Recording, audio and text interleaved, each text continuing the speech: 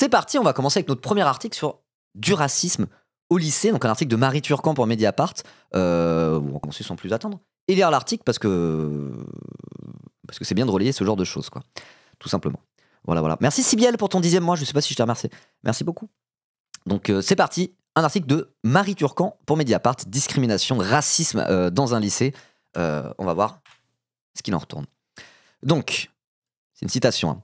Salle arabe, 2 élèves de seconde endurent des semaines de racisme avant que le lycée ne réagisse.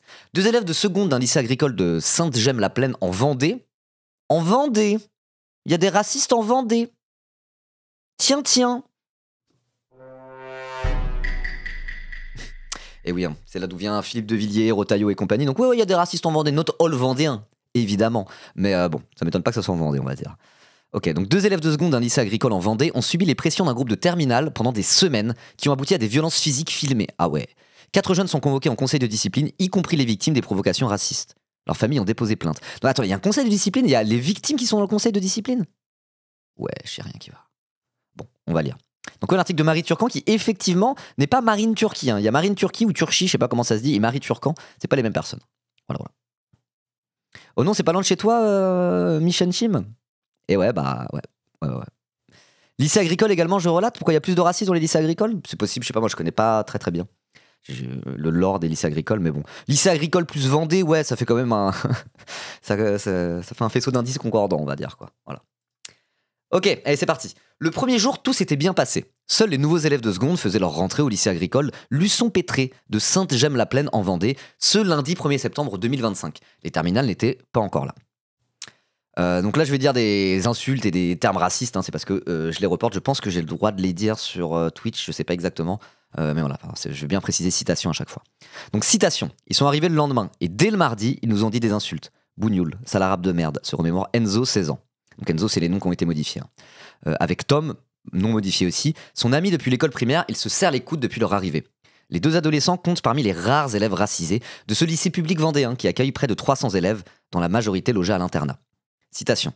Toute la semaine, il y a eu des insultes, venant d'un groupe de 15, 20 élèves, tous en terminale pré-système. Ok, donc il y a aussi cet aspect un petit peu où c'est des terminales qui s'en prennent à des secondes. Au sein de leur classe de seconde, apparemment, ça n'a pas fait ça, quoi. Ok, donc c'est un groupe, ils disent combien? De 15-20 élèves. C'est pas un tout petit groupe, hein. Là, on est sur des espèces de mécanismes de bullying, sauf que c'est ça, de bullying raciste, quoi. C'est vraiment un peu les deux. Enfin, c'est du racisme qui se fait via une forme de bullying, quoi. Ça va être un peu ça. Ouais, c'est un lycée public agricole. C'est un lycée public. Mediapart a rencontré l'adolescent un dimanche d'octobre chez ses parents, à quelques dizaines de kilomètres de Nantes. Depuis qu'elles ont pris conscience, fin septembre, de l'ampleur des violences racistes subies par leurs enfants, les familles des 2 amis cherchent à comprendre comment les faits ont pu durer plusieurs semaines sans que la direction de l'établissement les en informe. Si on m'avait prévenu dès le départ, je serais venu direct le chercher, s'indigne Géraldine, la mère d'Enzo. Bah ouais, parce que c'est ça aussi qui a l'air grave, on va lire l'article, mais c'est ça qui a l'air grave dans l'histoire, c'est qu'il n'y a pas eu de réaction de la part du lycée, et là même apparemment, dans le conseil de discipline qui a été mis en place, les victimes des provocations racistes ont aussi été convoquées. Donc il semblerait que peut-être l'école est en mode genre, oh là là, qu'est-ce qui se passe? C'est des embrouilles entre élèves, on va convoquer tout le monde en conseil de discipline. Alors que là, ça a l'air d'être du harcèlement raciste caractérisé qui prend la forme de bullying relativement classique, mais là, version full raciste, quoi. Donc c'est quand même très grave. Hein. Contacté à plusieurs reprises, ni le directeur, ni la directrice adjointe, ni la CPE, la conseillère principale d'éducation, n'ont souhaité répondre à nos sollicitations, motivant ce refus par l'existence d'une procédure disciplinaire toujours en cours. Alors, généralement, quand il y a des personnes qui refusent de répondre, quand il y a des enquêtes de ce type-là, c'est quand même... c'est quand même mauvais signe. Hein. C'est quand même très très mauvais signe. Salut Pépita, comment ça va? Harcèlement racial, c'est malheureusement si banal. Et quand les profs sont aussi low-key racistes, bah personne n'agit. Bah ouais, là c'est clairement le cas. Hein. C'est clairement le cas. Alors après, je pense que ça dépend aussi des établissements et des équipes éducatives, mais lycée agricole dans un truc un peu rural en Vendée, bah force est de constater que là, le personnel éducatif, effectivement, ouais, ils s'en battent les couilles. Hein. Ils ont l'air de s'en battre les couilles. Effectivement. Donc peut-être que dans des collèges, lycées publics de région parisienne, avec de base plus de mixité sociale et de mixité raciale, quoi, ça serait un petit peu passé autrement. Et donc là, le fait que ça soit un lycée agricole, dans un endroit en Vendée, où c'est surtout des blancs et que quand même des noirs et des arabes restent vraiment une minorité, contrairement à des collèges, lycées, où là c'est beaucoup plus mélangé, je pense que ça joue aussi que là on est face à une équipe éducative qui est traversée par du racisme pour réagir comme ça paraît évident. Ça c'est clair et net. Hein. Aïe. Le 30 septembre, le directeur a toutefois accusé réception d'un courrier d'une des 2 familles, mentionnant, je cite, des faits de harcèlement, d'insultes à caractère raciste et de violence. Dans sa réponse, il assure mesurer la gravité des éléments rapportés et indique avoir, je cite, renforcé immédiatement le dispositif et engagé une réflexion sur l'évolution de certaines règles du règlement intérieur, notamment un rappel strict des règles de respect et de non-discrimination. Je pense que c'est déjà écrit dans le règlement intérieur qu'il faut ni harceler ni être raciste, quoi. Donc normalement, c'est peut-être la faute aussi à l'équipe éducative et au CPE, à la direction, etc., d'avoir rien vu, d'avoir fermé les yeux, ou je sais pas, mais là c'est pas juste il faut modifier le règlement intérieur. Déjà le harcèlement c'est interdit dans tous les règlements intérieurs de tous les collèges et lycées de France premièrement, et le racisme c'est interdit dans la loi, quoi. Donc harcèlement raciste c'est pas juste une histoire de règlement intérieur là, ça a l'air d'être la direction qui fait du damage control, quoi. Ça pue la merde. J'ai déjà été dans des salles de profs où des profs blanches me disent qu'elles se sentaient en minorité. Des profs de ZEP avec quasi que des élèves racisés. J'étais dévasté. Alors ça, c'est vraiment, c'est un truc qui est réel, le racisme en salle des profs. Moi, j'ai pu le voir aussi, surtout chez des profs qui ont un petit peu d'ancienneté, etc. Ou chez certains nouveaux, quoi. Ou chez certains nouveaux. Mais après, il y a aussi des lycées dans le 93 où là, pour le coup, l'équipe, c'est des jeunes et ça le fait, quoi. Mais ça, c'est clair et net qu'il y a des problèmes de racisme à l'école. Et là, c'en est l'illustration. Oui, voilà, c'était des vieilles. Dans la vieille génération, là, où ils sont là depuis 30 ans, etc., etc. Il y en a, c'est full racisme, c'est des gens ultra aigris et racelards, quoi. Ça, c'est vraiment un profil de prof qui existe. Je sais pas s'ils sont majoritaires, hein, je pense pas. Moi, de mon expérience de prof, après, j'étais en région parisienne. J'étais en région parisienne, c'est aussi pour ça. De mon expérience de prof, c'était pas trop le cas, mais justement, alors Germaine Fourchette, ma copine, qui elle est psychologue scolaire, du coup, elle c'est chez les petits en primaire maternelle. Elle a fait ça à Paris, dans le 20e arrondissement de Paris, donc dans le nord, dans un endroit populaire. Elle a fait ça en banlieue parisienne, et là, elle fait ça dans un endroit plus rural, plus périurbain, voire même rural, hein. Elle a des écoles primaires qui sont vraiment des petites écoles de campagne. Et ouais, c'est pas tout à fait la même ambiance, quoi. Et les petites réflexions, les petits machins qu'elle entend, parfois elle est un petit peu choquée, sachant qu'elle vient d'arriver en plus. C'est pas tout à fait la même ambiance et le rapport à tout ça que dans des lycées de banlieue ou des lycées Enfin, là, c'était de Paris, mais d'endroits populaires à Paris, quoi. Donc ça, c'est vrai que ça joue aussi. Et dans certains établissements vraiment ruraux, je pense que le racisme dans les salles de profs et dans l'équipe éducative, c'est vraiment très répandu. Très, très répandu. Ça, c'est clair. Donc, j'en étais où? Allez, on reprend. La Direction régionale de l'alimentation, de l'agriculture et de la forêt, la DRAF, Pays de Loire, donc dépend ce lycée agricole, indique quant à elle à Mediapart avoir été prévenue par l'établissement, mais ne précise pas à quelle date, malgré nos relances. Elle confirme l'existence, désormais, de plusieurs procédures disciplinaires visant plusieurs élèves, d'un signalement dans un outil national et l'instauration de 3 mesures en interne et à destination des élèves de l'établissement. Rappel strict des règles de respect de non-discrimination, appui adulte et écoute renforcée. Ok, donc ça a l'air d'être les trucs classiques en cas de harcèlement, les procédures en cas de harcèlement à l'école, quoi. Bon. Enzo et Tom, donc c'est les deux personnes harcelées, victimes de racisme dont les prénoms ont été modifiés, ont tous deux déposé plainte le 27 septembre auprès de la gendarmerie nationale. Guillaume, le père de Tom, a aussi porté plainte concernant les injures à caractère raciste subies par son fils. Il y mentionne qu'il n'était pas au courant des faits, jusque récemment. L'équipe pédagogique du lycée Luçon-Pétré ne pouvait pourtant pas ignorer les incidents répétés au cours des 3 premières semaines après la rentrée, au vu des signalements faits par les adolescents, selon les informations recueillies par Mediapart. Tout à fait.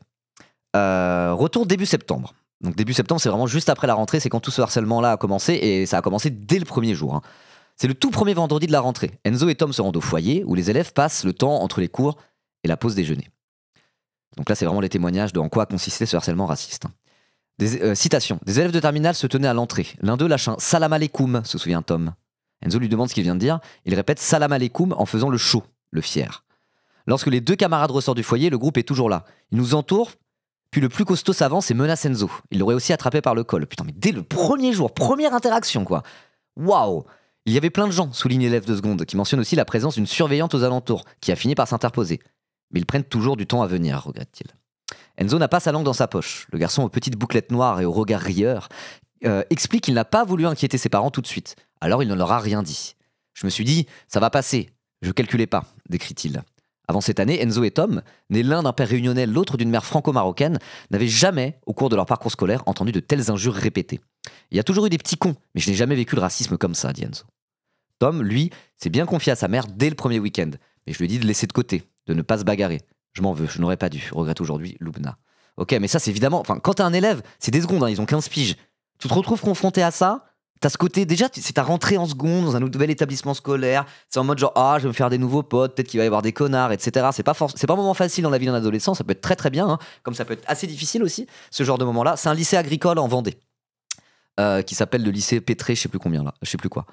C'est pas évident, quoi. Donc déjà, arriver dès le jour de la rentrée, aller voir tes parents pour dire oui, j'ai été victime d'harcèlement raciste, il faut porter plainte, etc., etc. C'est pas évident de savoir comment, ce qu'il faut dire, ce qu'il faut faire, comment se comporter, est-ce qu'il faut ignorer, laisser pisser ou au contraire y aller direct, quoi. C'est compliqué, hein. C'est vraiment compliqué. D'autant que la deuxième semaine, les injures reprennent et les tensions s'amplifient. Cette fois-ci, les deux garçons rapportent qu'une dizaine d'élèves de terminale se sont agglutinés devant la porte de leur chambre d'internat. Ah ouais, c'est en internat en plus. Ah ouais, l'enfer. Dans laquelle ils passaient du temps avec un troisième ami. Ils toquent, ils crient, ils font des aboiements. C'est une citation. Ils nous insultent de, je cite, sale arabe, de, je cite, bougnoul, mettent des coups de pied dans la porte, se remémore Enzo. Puis ils entrent, courent dans notre chambre, mettent des coups de coude dans ma chaise, ajoute Tom qui a tenté de les faire fuir en prenant un balai dans le placard. Ah ouais. C'est leur chambre, un espace personnel que nous louons pour le savoir tranquille et en sécurité, pointe amèrement Guillaume, le père de Tom, dans une lettre qu'il a adressée plus tard à la direction de l'établissement. Si le lycée est public et gratuit, les familles paient 2 000 € à l'année pour l'internat et la demi-pension. Donc la demi-pension, c'est la cantine, quoi. En gros, et l'internat, bah, c'est l'internat. Vous connaissez. Ouais, c'est chaud, hein. Ah, l'internat, j'ai connu, le harcèlement, c'est normalisé. Bah ouais, moi, c'est vrai que je connais pas très bien les trucs par rapport à l'internat. Mais oui, les logiques de harcèlement et de bullying dans l'internat, c'est déjà des choses qui existent de manière assez presque institutionnalisée. Et là, ça a pris une forme raciste, vénère, quoi. Direct. Et le fait que ça soit dans un lycée agricole, dans une zone rurale de Vendée, évidemment que ça joue dans le truc, quoi. Et les AED, ils jouent au Scrabble. Eh ben, je sais pas. Hein.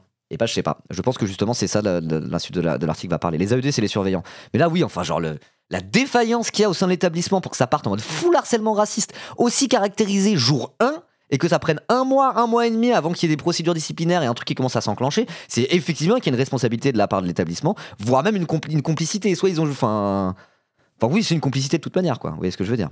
Merci, le queer est à venir. Merci beaucoup pour ton 5e mois. J'avoue, c'est. Waouh!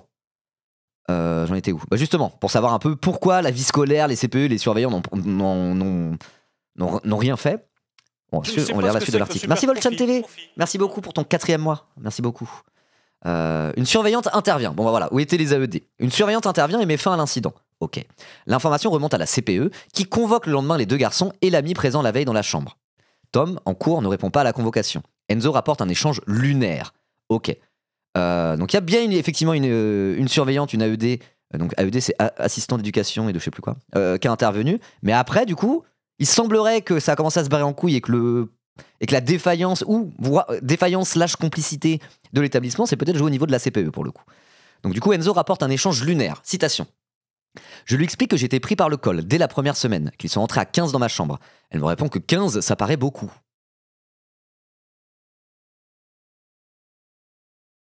Ok. Elle commence à douter de moi. Elle me dit qu'on est 300 dans le lycée et qu'elle ne pense pas qu'il y ait des profils racistes chez les élèves.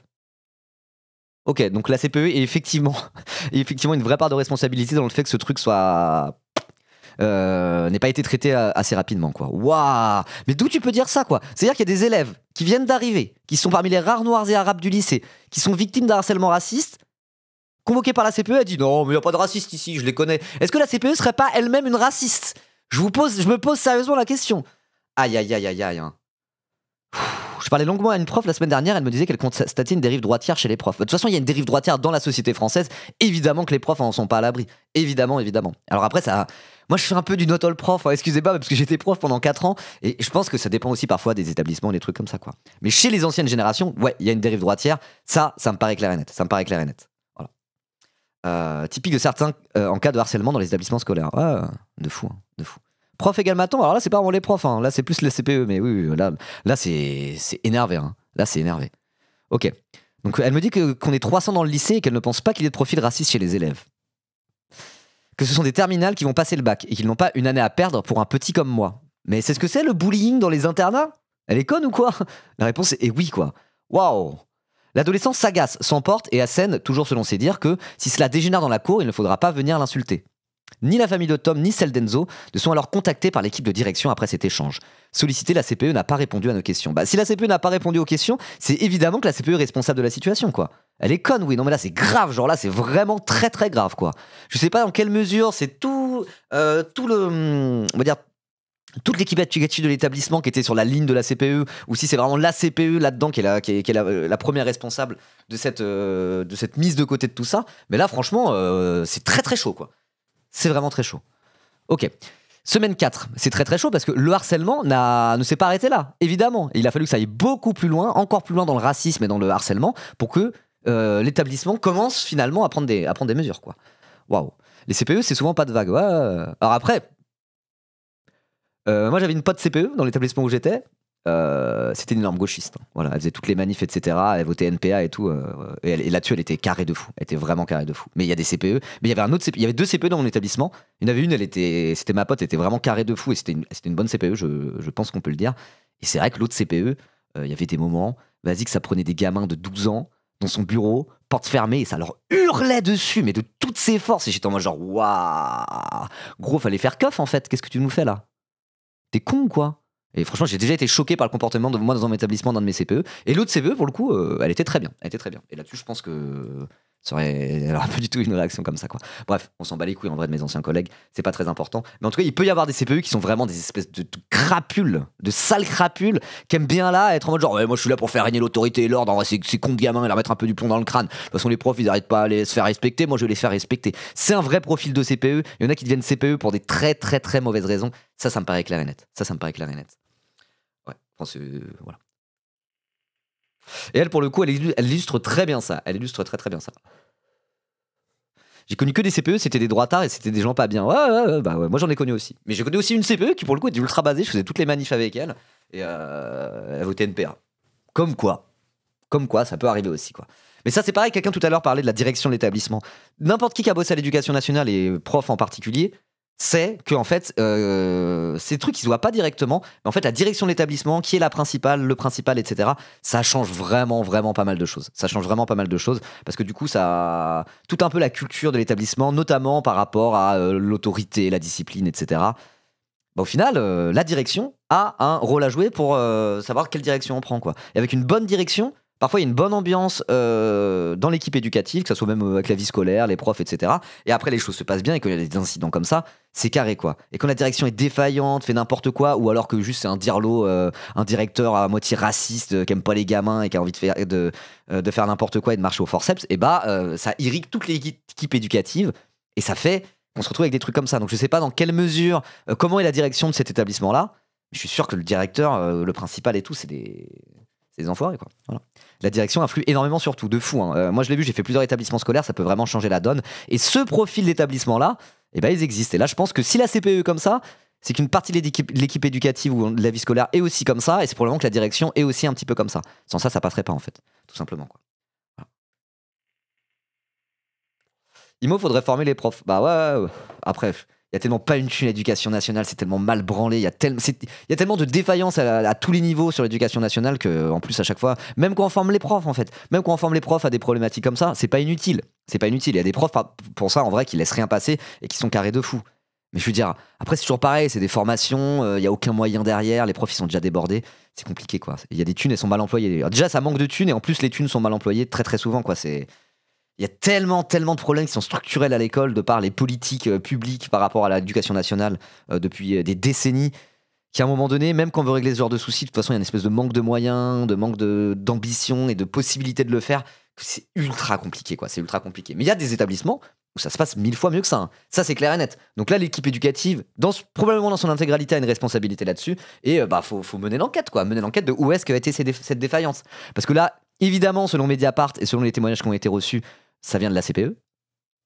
Mais probablement que c'était pas toute seule et qu'il doit y avoir toute une ambiance dans l'établissement qui fait qu'une CPE comme ça, qui est en mode genre, mais non, il n'y a pas de raciste ici. Ah, elle était probablement pas isolée. Sans ça, cette CPE, elle serait ferait taper la veste à un moment donné, quoi. Probablement. Voilà. Bon, allez, on reprend sur les témoignages et la suite du harcèlement, du coup. Semaine 4. Mardi 23 septembre dans l'après-midi, Quentin, un des élèves de terminale les plus virulents, donc un des harceleurs en chef, l'un des chefs de bande, estime Géraldine, donne rendez-vous à 21h à Tom pour régler leur compte. Ok, en mode vas-y, je te prends 1v1, quoi. C'est en réalité une trentaine d'élèves qui se rejoignent de nuit pour observer l'altercation. Ah ouais. Il y a même des gens qui n'ont rien à voir avec ça. Tout le lycée est présent, extrapole Enzo, qui est aussi venu pour défendre son ami. Ok, donc ouais, tout le lycée, c'est un peu une façon de parler, mais ok. Donc il y a tout un tas de curieux qui sont venus voir ce qui se passait, quoi, parce qu'il y avait bagarre. Plusieurs vidéos ont été enregistrées ce soir-là. Dans l'une d'entre elles, consultée par Mediapart, on voit l'élève de terminale s'approcher d'Enzo, tandis qu'une voix dans l'assistance imite des cris de singe en direction du jeune homme racisé. Waouh. Quentin lance la première insulte. Enzo répond par une autre. Ce qu'il ne nie pas. Bah ouais, en même temps, quand il y a bagarre comme ça et qu'il y a littéralement des gens qui te regardent en imitant un singe parce que t'es noir, enfin oui, oui. Tu dois faire quoi? Tendre l'autre joue comme Jésus? Bah c'est bon, hein. Ça va. Normal, hein, normal. Euh, Puis le terminal le pousse et des coups sont échangés. Tom essaie d'intervenir en assénant un coup de pied sur le dos de Quentin, mais un autre élève le frappe à la joue. Il se met en retrait. De la foule, qui encourage majoritairement l'élève de terminal blanc, la voix d'une fille s'élève. Je cite: Hé, sale bougnoule. Un autre garçon renchérit et le bougnoule lâche-le. Les adolescents finissent par se séparer et rentrent dans leur chambre.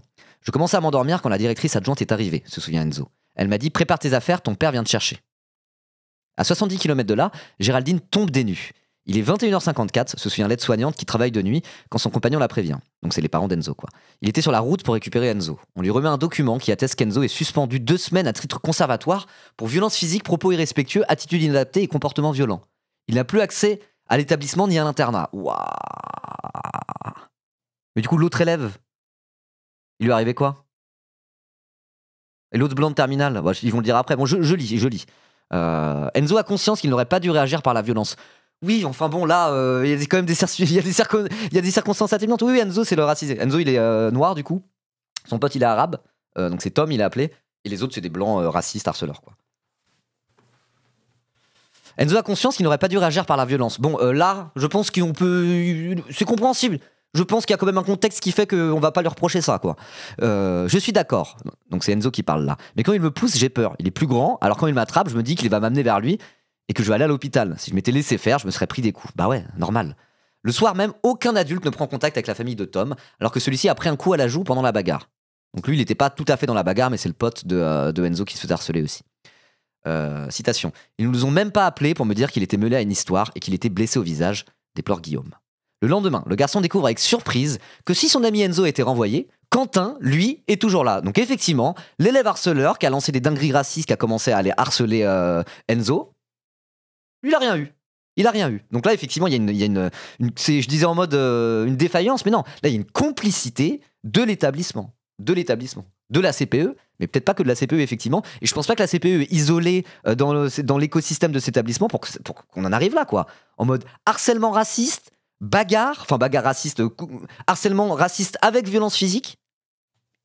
Quentin n'est pas inquiété, quoi. Ouais, ça donne envie de tout casser. L'article est abusé, hein. Enfin, pas l'article est abusé, mais la situation, c'est en mode genre, waouh, ok, d'accord. Il y a rien à commenter. C'est vraiment en mode genre, l'équipe éducative d'un établissement laisse faire du harcèlement raciste et protège le harceleur, quoi. Il faut vraiment que ça prenne 1 mois avec les parents qui commencent à porter plainte, littéralement, pour que ça commence à bouger légèrement, quoi. Et la CPE qui répond même pas à Mediapart. Waouh. Ok. Je suis allé demander pourquoi à la CPE, pourquoi Quentin, le harceleur, n'avait pas été viré. Et la CPE m'a dit: je n'ai aucune raison de me justifier, assure-t-il. Cette décision interroge d'autant plus que le directeur de l'établissement a confirmé avoir été mis au courant, la veille de la bagarre, de propos à caractère raciste tenus par des élèves visant Enzo. Contacté également sur ce point, la direction ne nous a pas répondu. Donc c'est ce que je disais, hein, juste avant. Souvent, quand il y a une ambiance de merde dans un établissement et des défaillances, des trucs, bon là il se trouve que c'est plus que des défaillances parce que c'est du racisme assumé quasiment. Généralement, il faut regarder ce qui se passe du côté de la direction.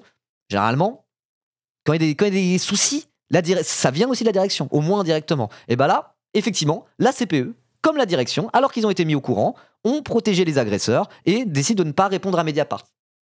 Donc effectivement, c'est que ce truc-là, le problème, c'est pas que la CPE, c'est aussi la direction, et donc c'est probablement à peu près à tous les niveaux de l'établissement, quoi. Voilà, que ce soit la vie scolaire, l'équipe éducative, la direction. Après, je sais pas, peut-être qu'on aura des témoignages, il y a peut-être des profs qui n'étaient pas d'accord. On verra. Mais là, en tout cas, c'est pas juste une personne isolée, raciste, etc. C'est que là, il y a du racisme systémique dans cet établissement, mais encore plus que dans d'autres établissements, parce qu'il y a toujours une forme de racisme systémique à l'éducation nationale. De toute manière, évidemment, c'est le principe du racisme systémique. Mais là, c'est assumé carrément, quoi. Waouh. Ok, allez, on continue la suite de l'article, c'est bientôt terminé. Pour voir un petit peu le dénouement où justement le vent a commencé à tourner, c'est le titre de cette partie. Jeudi, une rumeur arrive aux oreilles de Tom. Des élèves lui en voudraient et projetteraient de se venger. Il appelle ses parents qui viennent le récupérer. Un certificat médical établi quelques jours plus tard, le 1er octobre, atteste une lésion traumatique en phase de guérison de la joue droite, de la fatigue, des troubles du sommeil et une anxiété mineure pour la reprise de l'école. Le médecin prescrit 5 jours d'ITT. Enzo a été viré. Tom, je suis venu le chercher, de peur. Et les autres, ils n'ont rien eu. Je ne trouve pas ça normal, c'est lamentable. s'indigne Loubna. Bah oui, tu m'étonnes. En réalité, depuis ces derniers incidents, des procédures disciplinaires ont bien été lancées par l'établissement. Selon nos informations, la direction a pour l'instant convoqué au moins 4 élèves en conseil de discipline. Tom et Enzo, pour leur implication dans la bagarre, et 2 autres pour injures racistes. Donc oui, ils se sont mis au même niveau, quoi. C'est en mode genre, bon les racistes, fallait pas faire du harcèlement raciste sur ces nouveaux élèves, mais là, ceux qui se sont fait agresser, fallait pas vous battre. Non mais wesh. Qu'est-ce que c'est que cette dinguerie? J'espère que l'article de Mediapart va faire avancer les choses. Enfin, en tout cas, un article comme ça, sachant que Mediapart, voilà, sur les trucs d'investigation, bon bah, ils ont la réputation qu'ils ont. Je pense que cet article va foutre un beau bordel dans l'équipe du lycée. Et là, qui sont en mode genre, oh waouh, on est dans la merde, quoi. Là, je pense que quand l'article est sorti, ils ont parlé que de ça. Hein. Ils ont parlé que de ça dans les différentes équipes du lycée. Vraiment. Là, c'est le genre de truc qui peut être à même de faire bouger les choses parce que bon. Là, ça la fout très très mal pour l'école. Vraiment très très très mal. J'espère, mais bon. Moi, personnellement, j'ai été prof pendant 4 ans. Il y aurait eu un article de Mediapart comme ça, qui sort avec des dingueries pareilles sur notre établissement. On aurait parlé que de ça pendant un mois. Hein. Ça aurait été en mode un événement majeur, quoi, vraiment. Voilà. Donc, à voir comment ça peut faire avancer les choses. Mais là, vraiment, enfin, il y a un vrai problème, quoi. Et heureusement qu'il y a une plainte qui a aussi été déposée de la part des parents d'élèves. Espérons que justice soit faite un minimum sur la complicité qu'il y a eu de la part de l'établissement et de qui précisément, enfin, et qu'il y ait des personnes qui soient inquiétées vraiment pour ça, que la CPE rentre dans la boucle de l'enquête, quoi. Parce que là, quand même, c'est quasiment, enfin, c'est de la complicité de harcèlement raciste, quoi. Waouh.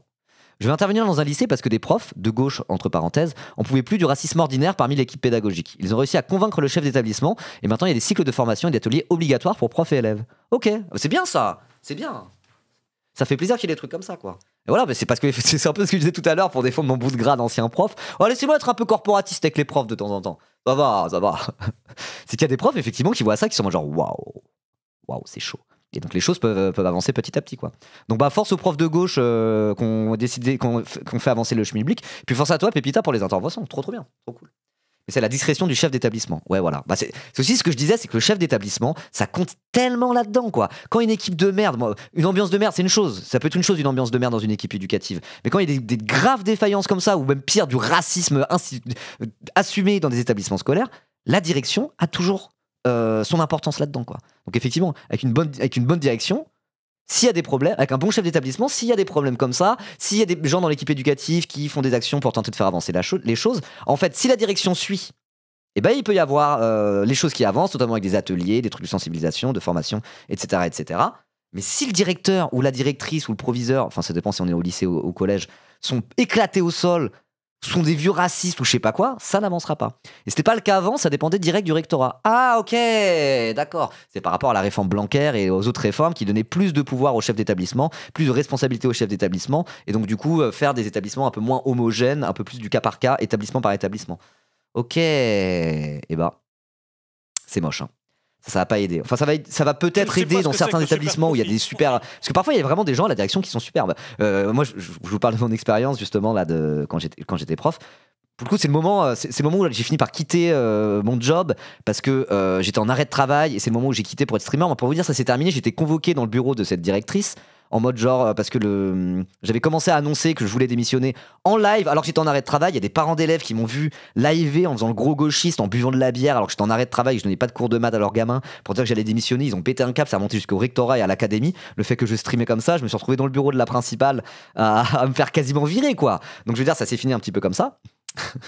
Mais je veux dire, cette principale, elle était vraiment bien. Elle était vraiment bien. C'était vraiment une bonne principale. Sur ses valeurs et tout, sur comment elle gérait l'établissement, elle était vraiment super. Jamais je l'en voudrais pour comment ça s'est fini par rapport à tout ça. Parce que bon, voilà, de toute façon, moi j'ai démissionné. C'est très bien. Maintenant, je suis streamer, je fais ma life et tout. Et c'était une bonne décision de ma part. Il fallait que ça se fasse et c'est très bien. J'ai aucun reproche à faire par rapport à ça. Mais en tout cas, j'ai vu ce que c'était d'avoir une bonne principale, pour de vrai. Y compris sur des trucs un peu politiques, entre guillemets. Et ça change la donne. Hein. Ça change vraiment la donne. Voilà. Et effectivement, dans des trucs comme ça, si on laisse plus de pouvoir aux chefs d'établissement, bon, si c'est des bons chefs d'établissement comme celle que je suis en train de vous décrire là, bah c'est très bien, c'est tant mieux. Mais si c'est des sales racelards de merde qui détestent les gamins, full aigris et qui sont juste là pour leur petite carrière et puis essayer de tenter d'être inspecteur académique ou je sais pas quoi dans 5 ans, et qui sont fans de Blanquer, bah ça pue la merde, quoi, ça pue la merde. Et l'école de la République unie et indivisible, justement, c'est pas ça, c'est qu'il y a un peu les mêmes règles partout, et voilà, quoi. Au moins, c'est pas, du coup, c'est pas aléatoire, quoi. Comme ça, c'est un peu l'égalité républicaine, peu importe le collège, le lycée où tu vas, normalement, c'est censé être la même chose partout. Et là, ça fait un peu une école à double vitesse, où si tu te trouves dans des écoles où il n'y a pas de moyens, où c'est la galère, bah, vu qu'il y a plus d'indépendance, vu que c'est plus dépendant de la direction et moins du rectorat, et bah ça va être, même sur le CV, ça va être moins bien, entre guillemets, que si t'es dans un petit collège de Bourges, de centre-ville, etc., quoi. Donc c'est un truc un peu aussi qui va à l'encontre du concept de collège unique, où normalement, dans le principe, l'école républicaine, peu importe l'établissement où tu vas, c'est la même chose. Et bah de plus en plus, non. C'est plus la même chose et c'est en train de. Il y a des décisions politiques qui entérinent le fait que, un collège où c'est un collège dans le 93 où il y a des problèmes de moyens, ça sera officiellement pas la même chose qu'un bon petit collège de Bourges de centre-ville, quoi. Bref, l'égalité des chances n'existe pas. Ah bon? Non mais oui, l'égalité des chances n'existe pas, mais je veux dire, un truc comme l'école républicaine avec certaines règles, c'est plus propice à faire un semblant d'égalité des chances que le système scolaire américain, par exemple. Vous voyez? Donc je veux dire, il peut y avoir des décisions politiques qui accentuent cette inégalité des chances et qui font de l'école un outil de tri social, qui accentue le rôle de tri social de l'école, ou des politiques publiques qui, au contraire, tentent de réduire ce rôle de l'école qui est de faire du tri social, quoi. Un bon exemple de ça, par exemple, c'est Jean-Luc Mélenchon. Jean-Luc Mélenchon, quand il était ministre des lycées pro, là, de l'éducation professionnelle, je sais plus c'est quoi l'intitulé exact, il a décidé de, enfin c'est pas que lui, mais c'est un moment où dans le tronc commun des filières professionnelles, ils ont remis des matières générales en maths, français, pour essayer de, voilà, que ça soit pas qu'il y ait un espèce de socle, un peu culture générale, etc., dans des voies professionnalisantes, pour justement que ça soit un petit peu plus l'école républicaine et l'égalité des chances, quoi. Donc il y a des politiques publiques qui peuvent quand même aller plus ou moins dans la bonne direction, même si effectivement l'égalité des chances est un mensonge, quoi. Mais je veux dire, quand tu regardes l'égalité des chances entre guillemets par rapport à l'école et que tu le prends dans la France des années 80 par rapport aux États-Unis d'aujourd'hui, bah c'est pire aux États-Unis. C'est pire aux États-Unis. C'est encore plus inégalitaire. C'est encore plus un outil de tri social. Voilà. Donc je veux dire, normalement, une fois qu'on part de ce principe que l'inégalité des chances est un mensonge, oui, certes, mais normalement il y a des politiques publiques qui peuvent appuyer cette inégalité des chances ou au contraire tenter de la réduire un petit peu, quoi. Voilà, voilà. Bref. Et donc oui, ce truc de l'indépendance des directions, des écoles par rapport au rectorat qui fait qu'il y a des décisions qui sont prises en fonction du bon vouloir du chef d'établissement et pas selon une règle établie à l'échelle de tout le rectorat par la puissance publique, on va dire, et bah c'est un coup à entériner encore plus cette inégalité des chances via les parcours scolaires, quoi. Voilà, vous m'avez compris. Ok, allez, on reprend l'article, je sais plus où j'en étais exactement. Oui, donc il a pris 5 jours d'ITT, du coup, un des élèves, donc c'est lequel? C'est Tom ou Enzo? Non, c'est Tom. Bon, un des deux élèves, du coup, a pris 5 jours d'ITT après avoir été voir un médecin, etc. Et oui, donc non, on en était là. Il y a eu 4 élèves qui ont été convoqués en conseil de discipline. Tom et Enzo, les deux agressés, et 2 autres pour un jeu raciste, quoi. Quelle horreur. Pour le père de Tom, il n'y a pas de doute. Le vent a commencé à tourner en leur faveur grâce à la vidéo de la bagarre où l'on voit clairement Quentin s'en prendre au premier physiquement à Enzo. Difficile aussi d'ignorer la grande facilité avec laquelle la bande d'élèves spectateurs s'amuse à lancer des, je cite, bougnoules, et à pousser des cris de singe à l'endroit d'adolescents racisés. Bah, quand tu vois ça, en fait, d'où tu peux nier que c'est du harcèlement raciste, quoi. Tout simplement. Et ça rejoint le truc de il faut filmer la police. C'est pareil. Quand il y a des agressions racistes de la part de la police, bah quand c'est filmé, à un moment donné, tu montes la vidéo, tu fais allô. Et du coup, ça force à prendre position et ça peut faire tourner le vent, quoi. Vous voyez, le meurtre de Naël aurait pas été filmé par qui que ce soit. Ça aurait été circulé, il n'y a rien à voir. Ça aurait été en mode non, le policier était en danger, c'était un délit de fuite, et puis voilà. C'est comme ça, vive la police. Ça aurait été juste ça et on n'aurait pas été plus loin, quoi. Toute cette séquence sur les violences policières qui s'est pas ouverte mais qui a continué, qui s'est accentuée avec l'affaire Naël, c'est uniquement parce qu'à un moment donné, on a commencé à filmer les keufs, quoi. Et c'était déjà le cas avant. Ça fait déjà une dizaine d'années quasiment, à peu près depuis la fameuse loi Cazeneuve de 2016, la loi permis de tuer, là, qui autorise aux policiers à utiliser leurs armes et à tirer en cas de délit de fuite. Je sais plus l'intitulé exact de la loi. Depuis ça, il y a eu une augmentation de ce type de meurtre policier en cas de délit de fuite, mais on ne sait pas exactement. Parfois, très souvent, c'est des policiers qui ne sont absolument pas en danger et qui tirent. Et bizarrement, c'est jamais des blancs. 90% du temps, c'est des noirs et des arabes, premièrement. Et bah, ce truc-là, cette augmentation de ce type de violence policière et de meurtre carrément, a commencé justement à être emparé politiquement par la gauche encore beaucoup plus. À partir du moment où on a eu plein de vidéos de ça. Et quand on a des vidéos, on voit très bien que la police tue, quoi. Que la police tue. Alors qu'elle pourrait très bien ne pas tuer, quoi. Donc de la même manière qu'il faut filmer les flics dans ces moments-là, parce que sans ça, rien n'avance, et bah là, le fait que la bagarre a été filmée, sans ça, rien n'avance non plus, quoi. Voilà. Allez, on finit l'article.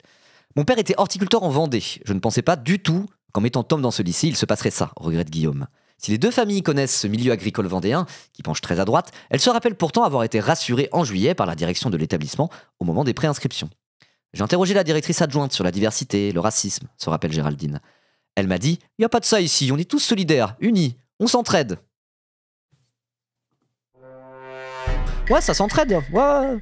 Ça s'entraide avec les harceleurs racistes de terminale en leur disant « Non, non, non, y a pas de racisme ici, ouais, ça s'entraide, ça s'entraide. » Mais en excluant les victimes de racisme du coup apparemment, quoi.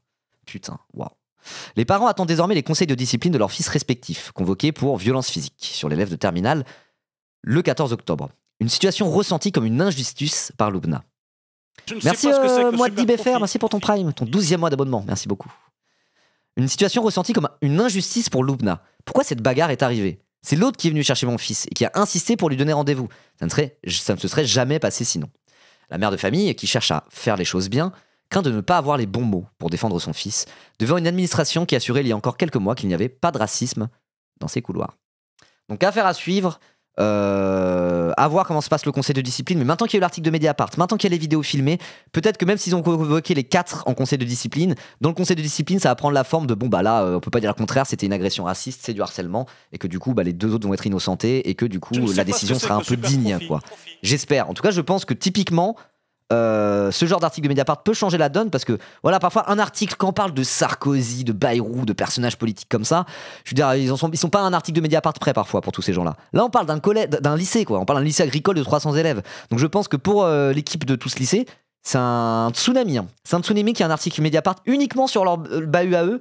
Je pense que ça a même de faire avancer les choses. Et donc, à voir comment ça évolue. Mais peut-être que là, du coup, il n'y a plus le choix. Et la direction et tout vont finir par dire bah oui, c'est bien une agression racisme. Et enfin prendre leurs responsabilités par rapport à ce qui s'est passé, quoi. Typiquement, c'est le genre d'article qui peuvent faire ça à l'échelle d'un collège, je pense. Et avoir une grande importance. Donc, à voir, je pense, généralement, c'est ça avec Mediapart, qu'il y aura un article pour dire un petit peu la suite qu'il y a eu à ce conseil de discipline et avoir un petit peu la conclusion de cette affaire. Généralement, ils font ça à Mediapart. Quand ils font une enquête qui a même de modifier un petit peu la situation, qui peut être un cataclysme quelque part, enfin un cataclysme, vraiment être un événement quelque part à même de faire changer les choses de par l'enquête qu'ils ont fait. Généralement, ils refont un article un peu de retour sur quelles conséquences ça a eu et comment ça s'est goupillé derrière, quoi. Voilà. C'est à Saint-James, bordel. T'enseignes juste à côté? Ah ouais, Mégadou de Pierce? Aïe aïe aïe. Bah ouais, hein. Bah du coup, tout ce milieu-là, peut-être que tu vois, effectivement, hein, le milieu agricole vendéen, bon, not all vendéen. Mais quand on parle du milieu agricole, not all agriculteur et not all vendéen, mais agriculteur et vendéen, vous voyez, dans le diagramme de Venn des racistes, quand même, c'est un peu compliqué. Voilà.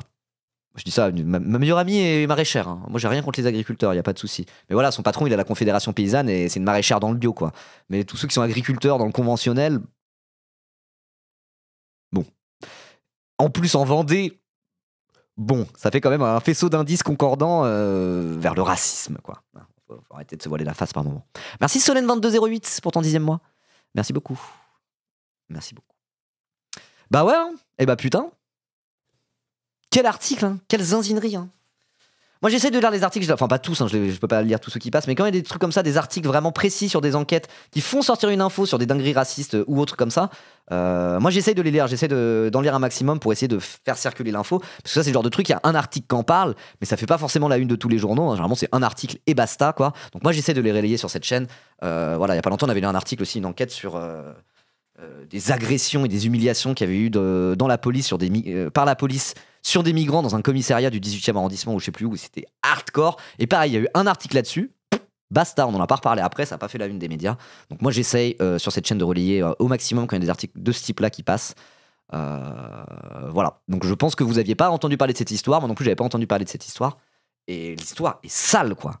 L'histoire est vraiment sale, donc espérant que ça s'arrange et en attendant... bah voilà, n'hésitez pas à en parler, à partager l'article ou même à partager cette VOD si jamais vous regardez ça sur YouTube.